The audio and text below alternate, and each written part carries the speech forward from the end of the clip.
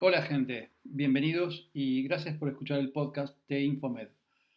Mi nombre es Marcelo Radicic, soy especialista en enfermedades infecciosas y medicina interna y en este podcast, grabado el 19 de julio de 2021, estaré compartiendo con ustedes una adaptación de los contenidos de la audioentrevista que salió en el New England Journal of Medicine el día 14 de julio de 2021. Pueden acceder a la audioentrevista original desde el link que figura en el sitio web de Infomed. Voy a comentar en este podcast la primera parte de la audioentrevista que hace referencia al estudio publicado Bamlanivimab más Ezetimibe en COVID-19. Como introducción, diré que se ha hablado mucho sobre el uso de anticuerpos de diversos tipos como agentes terapéuticos. ¿Qué es lo que estamos haciendo nosotros ahora con ellos? Existe una larga historia del uso de sueros, de plasma de pacientes convalecientes y de los anticuerpos que contienen esos sueros para tratar enfermedades infecciosas. La lógica que hay detrás es que, bueno, el suero o el plasma justamente contienen esos anticuerpos y los anticuerpos pueden neutralizar a distintos patógenos de una manera muy efectiva y también muy específica, porque esos anticuerpos se desarrollaron sobre un cierto conjunto de antígenos que están contenidos en un determinado patógeno. En relación con el COVID-19 ha habido dos enfoques principales en el uso del tratamiento con anticuerpos.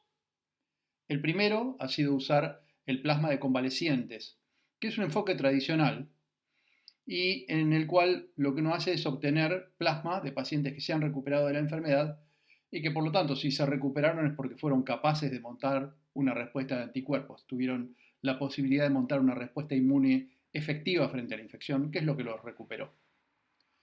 Ahora bien, esto es una respuesta policlonal, es decir, un paciente recuperado tiene un montón de anticuerpos distintos que tienen especificidades distintas y esto podría tener una cierta ventaja, ya que yo tengo un montón de armas distintas de alguna forma atacando al mismo patógeno.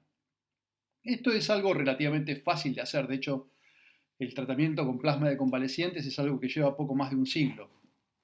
Así que el proceso de fabricarlo, por así decirlo, de obtenerlo, procesar el suero y prepararlo como para infundirlo a pacientes que estén enfermos, es algo que está bien establecido. Sin embargo, hay un problema, y es que el nivel de anticuerpos varía de un paciente a otro, y que esos niveles son muy dependientes, por un lado, del huésped, del vigor de la respuesta inmune de ese huésped, de la severidad de la enfermedad, y también del momento en el que uno recolecta el suero. Pero, dado que esta metodología estaba bien establecida, el plasma de convalecientes fue una de las primeras cosas que se ensayaron en el curso de esta epidemia. Y, más recientemente, ciertos grupos de investigadores desarrollaron anticuerpos monoclonales dirigidos contra el virus. En general, los anticuerpos monoclonales humanos han sido modificados para darles propiedades similares a las de un medicamento. Las primeras terapias monoclonales consistían en un único anticuerpo monoclonal, mientras que en los ensayos clínicos más recientes se han probado mezclas de anticuerpos monoclonales. Los monoclonales tienen una ventaja distintiva, que es que son siempre idénticos. Y entonces los principios farmacológicos tradicionales también se pueden aplicar fácilmente a los anticuerpos monoclonales. Mientras que el plasma de convaleciente tiene una gran variedad de anticuerpos con distintas habilidades y especificidades, los anticuerpos monoclonales solo tienen una o dos, dependiendo del número de anticuerpos que uno esté usando. Y esto puede ser un problema si uno de los anticuerpos pierde su habilidad de pelear contra su blanco, como ocurre, por ejemplo, con las nuevas variantes virales. Con el desarrollo del plasma de convalecientes, que tempranamente en el curso de la epidemia de SARS-CoV fue un tratamiento que fue desarrollado e implementado, hay un montón de complejidad en entender qué era lo que realmente estaba siendo administrado. Como decía antes, una ventaja es la policlonalidad de la respuesta de anticuerpos que hay en el plasma del convaleciente. La desventaja es que uno no sabe con precisión qué es lo que está dando. Se han desarrollado distintos métodos tratando de amplificar el valor terapéutico del plasma de convalecientes, como por ejemplo, bueno, titular el nivel de anticuerpos del donante y seleccionar solamente plasma con altos títulos de anticuerpos, o inclusive intentar concentrar esos anticuerpos para generar una globulina hiperinmune. Pero en los distintos estudios que se han hecho con plasma de convalecientes, lo que se ha observado es que entender su efecto es un desafío difícil de resolver. Y esto en parte tiene que ver con la variabilidad del producto que se está empleando. Históricamente se han usado y se usan inmunoglobulinas para una gran variedad de enfermedades. Rabia, hepatitis B, por ejemplo. Y como dije antes, esto data de hace más de 100 años. En el desarrollo de nuevos tratamientos potenciales, Max Finland, que fue un investigador prominente en el área de Boston hace bastantes años, desarrolló este concepto para tratar las infecciones neumocóxicas. Si recordamos, está lo que es la reacción de Kellum, la reacción de inflamación en alemán, en donde lo que uno hacía era enfrentar a los neumococos de un esputo con un panel de anticuerpos y observar la hinchazón de la cápsula cuando el anticuerpo encontraba su antígeno en una cápsula específica y así uno podía determinar el serotipo del neumococo que estaba causando la infección.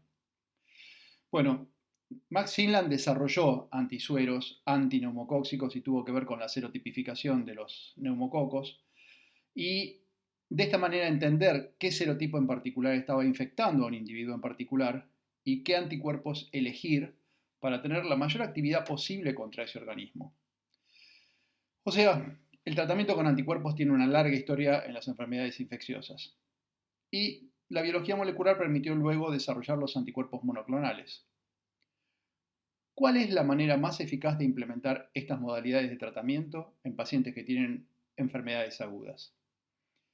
En el caso del COVID no hay nada fundamentalmente distinto con respecto a cómo los anticuerpos monoclonales se implementaron para otras enfermedades años atrás. Mencionábamos las ventajas, por ejemplo, la consistencia de los mismos entre laboratorio y laboratorio. Otra ventaja es que uno puede elegir la especificidad del anticuerpo monoclonal que a uno le brinde la mejor respuesta terapéutica. Y esa opción uno no la tiene cuando uno está usando una mezcla de anticuerpos como ocurre en el plasma de convalecientes. Cuando Max Finland usó estos anticuerpos que eran generados en animales, bueno, los anticuerpos de origen animal tienen sus propios problemas, como por ejemplo la enfermedad del suero, esto es, el humano que desarrolla anticuerpos contra esos anticuerpos animales que le están administrando.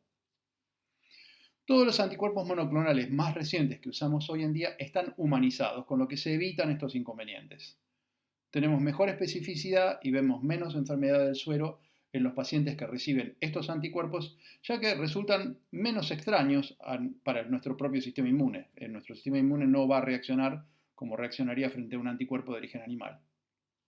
Así que este es el enfoque del siglo XXI al plasma de convalecientes. Lo que Finland hizo 50 o 60 años atrás se ha mejorado de manera sustancial. Sin embargo, los principios de lo que él hizo a los que debemos prestarles atención, que es que él fue capaz de seleccionar cuál anticuerpo usar con un tipo específico de organismo que causaba una determinada infección, utilizando una tecnología bastante primitiva para hacer estas determinaciones, sigue siendo válido. Hay algo análogo cuando uno piensa en secuencias virales específicas y en variantes virales, y los anticuerpos monoclonales más activos contra una cierta variante quizás puedan brindar una oportunidad de escape a otras, o puedan ser efectivos para tratar otra. Así que el enfoque de Finland y los resultados del estudio que vamos a discutir a continuación tienen cierta superposición en sus fundamentos científicos, si bien las aproximaciones son completamente diferentes. Ha habido estudios previos de tratamiento con anticuerpos contra el COVID-19. ¿Cómo podría uno resumir los hallazgos de estos estudios? Ya sea que se haya estudiado plasma de convaleciente o anticuerpos monoclonales, los principios son los mismos. Los anticuerpos se unen al virus y esto le impide al virus unirse a sus receptores en las células. Uno puede pensar en estos anticuerpos como análogos de drogas antivirales. Si van a tener un efecto, lo ideal es administrarlo tempranamente en un momento donde la replicación viral activa sea importante para la fisiopatogenia de esta enfermedad.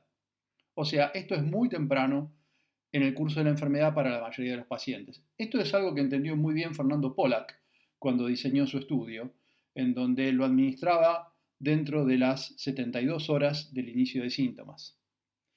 En etapas tardías, en la mayoría de los individuos ya no hay replicación viral y por lo tanto la mayor parte del daño que causa el COVID depende de la respuesta inflamatoria. Y por lo tanto, las drogas antivirales y los anticuerpos, que podrían ser eficaces cuando uno los administra tempranamente en el curso de la enfermedad, dejan de serlo en este momento. Y uno podría resumir los estudios realizados diciendo que tienden a apoyar que esta hipótesis realmente es verdadera. No hay prácticamente evidencia de que administrar anticuerpos en etapas tardías de la enfermedad por SARS-CoV-2 sirva para algo. La administración temprana, en cambio, ha producido resultados más variados y puede haber múltiples razones para esto. Una de ellas es que cuando el paciente presenta síntomas, raramente es claro cuál fue el momento exacto de inicio de la infección. Y esto hace difícil estandarizar los criterios de ingreso a un estudio de una manera significativa. La forma en la que usamos los anticuerpos monoclonales es muy importante a fin de entender su eficacia y su beneficio terapéutico. Uno puede utilizar los anticuerpos monoclonales como profilaxis para prevención de la enfermedad, puede utilizarlos de manera anticipada, esto es, cuando sabemos que un paciente está infectado pero aún no desarrolló síntomas de enfermedad, o bien puede usarlo como un tratamiento. Y cada una de estas situaciones es distinta, es muy distinta, y plantea desafíos también distintos. Por ejemplo, hace un tiempo se publicó en el New England Journal el uso de anticuerpos monoclonales para prevenir la adquisición, lo que es un problema totalmente distinto a tratar la infección, del virus de inmunodeficiencia humana. Es decir, para ser claros, se publicó un estudio en donde lo que se usaba era el monoclonal para prevenir la infección. Y aunque el VIH es completamente distinto al SARS-CoV-2, se comparten los principios acerca de cómo estos tratamientos pueden bloquear lo que inicia la fisiopatogenia de la enfermedad. Y el desafío biológico que existe entre contraer la infección y tratar una infección que ya está establecida. Y es muy importante hacer esta distinción. Existe la posibilidad de usar agentes como estos para prevenir infecciones en gente que ha estado expuesta. Ensayos como el que se publican en este número del 14 de julio en el New England Journal of Medicine, sin embargo, apuntan al tratamiento de gente que ya está infectada en un momento precoz de la infección. Y este estudio es acerca de una mezcla de anticuerpos monoclonales, bamlanivimab y ezetivimab, no me pidan que los diga bien, en pacientes que tienen enfermedad por COVID leve o moderado. Estos anticuerpos monoclonales están derivados, uno de anticuerpos de un paciente originariamente en Estados Unidos y otros de un paciente en China. Y los dos anticuerpos tienen la misma propiedad, que es que se unen a la proteína de la espiga del virus, que es la misma proteína que se fabrica como inmunógeno cuando uno administra cualquiera de las vacunas que están en estos momentos basadas en vectores adenovirales o en ARN mensajero.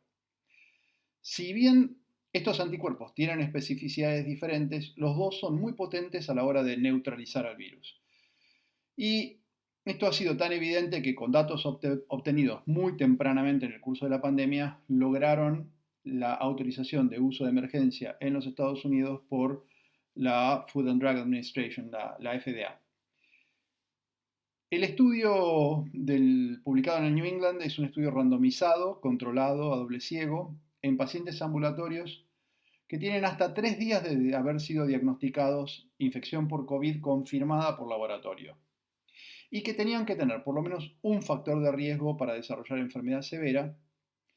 Y en estos pacientes lo que se hizo fue randomizarlos a recibir la mezcla de anticuerpos monoclonales o placebo. El desenlace o punto final primario era un punto compuesto de hospitalización o muerte vinculada a la enfermedad por COVID para el día 29. Y también había varios puntos finales o desenlaces, outcomes secundarios, que incluían mediciones de carga viral y otros elementos clínicos de mejoría. Los investigadores enrolaron más de 500 pacientes en cada rama del estudio y el tratamiento fue iniciado en una mediana de 4 días después del inicio de los síntomas. Tanto las infusiones de anticuerpo como las de placebo fueron toleradas relativamente bien y el punto final compuesto de hospitalización-muerte ocurrió en el 7% de los pacientes que recibieron placebo, pero solamente en el 2.1% de los pacientes que recibieron anticuerpos monoclonales. No hubo muertes en el grupo que recibió anticuerpos monoclonales, pero hubo 10 en el grupo que recibió placebo. Los otros desenlaces, los otros outcomes, en general siguieron el mismo patrón, con mejores resultados con los anticuerpos y además la carga viral también cayó más rápida en los pacientes que habían recibido tratamiento activo. La verdad es que los resultados obtenidos por este tratamiento en este estudio fueron muy buenos y esto sugiere que si este tratamiento se instituye en forma precoz, los desenlaces clínicos todavía podrían ser mejores. El gran inconveniente que esto tiene es que es un tratamiento endovenoso y esto cuando uno está pensando en pacientes ambulatorios es algo que logísticamente puede complicarse. No vamos a hablar de las dificultades que tiene algo que no está disponible en Argentina y que tiene un altísimo costo. Los resultados, en fin, son muy alentadores, pero es difícil entender bien dónde calzar este tratamiento, ya que es muy importante entender en qué estadio de la enfermedad se encuentran los pacientes. Hay un amplio espectro de enfermedad por COVID, que va desde los pacientes que tienen enfermedad leve o subclínica, de mayor duración de la que uno sospecha, y que eventualmente pueden hacerse clínicamente evidentes. Y cuando uno sabe que la detección del ARN en el hisopado nasofaringeo por medio de la técnica de PCR puede ser positiva por periodos muy prolongados de tiempo durante la enfermedad o inclusive una vez resuelta la enfermedad, acá tenemos que tener en cuenta que, que uno razonablemente podría decir que estos pacientes se habían infectado recientemente, pero esto no es totalmente seguro. Los criterios de inclusión que fueron elegidos por los investigadores son muy razonables. Esto es, uno administra los anticuerpos dentro de los 3 días de diagnóstico de la enfermedad aguda. Pero uno no está absolutamente seguro de en qué punto de la enfermedad se encuentran verdaderamente estos pacientes. Incluso la presencia de anticuerpos contra COVID en algunos pacientes sugiere que quizás el tiempo de duración de la infección, por lo menos en alguno de ellos, podría haber sido más prolongado. Es interesante ver cómo se comporta también el grupo placebo. Mientras que en el grupo placebo, la carga viral disminuyó entre 2.5 y 3 logaritmos en la primera semana, mientras que en el grupo tratado, la caída de la carga viral fue sustancialmente mayor y más rápida. Pero aún así la caída de la carga viral en el grupo placebo fue muy rápida. Y esto realmente, conociendo la historia natural de la enfermedad, la respuesta inmune y la cinética que normalmente hay de depuración del virus, de aclaramiento del virus, era algo lógico y esperable. Esto de alguna manera habla de la necesidad de entender bien la biología de la infección para comprender en qué punto de la enfermedad un tratamiento es capaz de generar un beneficio. El beneficio de la reducción de carga viral es más fácil de medir que la reducción de hospitalizaciones y de muertes. Y si bien lo más importante es la reducción de estos dos desenlaces duros, esto es, la reducción de muertes y la reducción de hospitalizaciones, es bueno ver que otros marcadores como la carga viral parecieran señalar en la misma dirección de una manera proporcional. Esto es muy similar a lo que se discutió mucho más temprano en los tratamientos con drogas antivirales como el Remdesivir, que cuando fueron testeados en los primeros ensayos clínicos y fallaron en disminuir la mortalidad, al mismo tiempo también fallaban en reducir la carga viral de una manera significativa. Existen muchas discusiones acerca de cuál es el valor de la carga viral en nasofaringe cuando la mayoría de los receptores para el virus se encuentran en el tracto respiratorio inferior.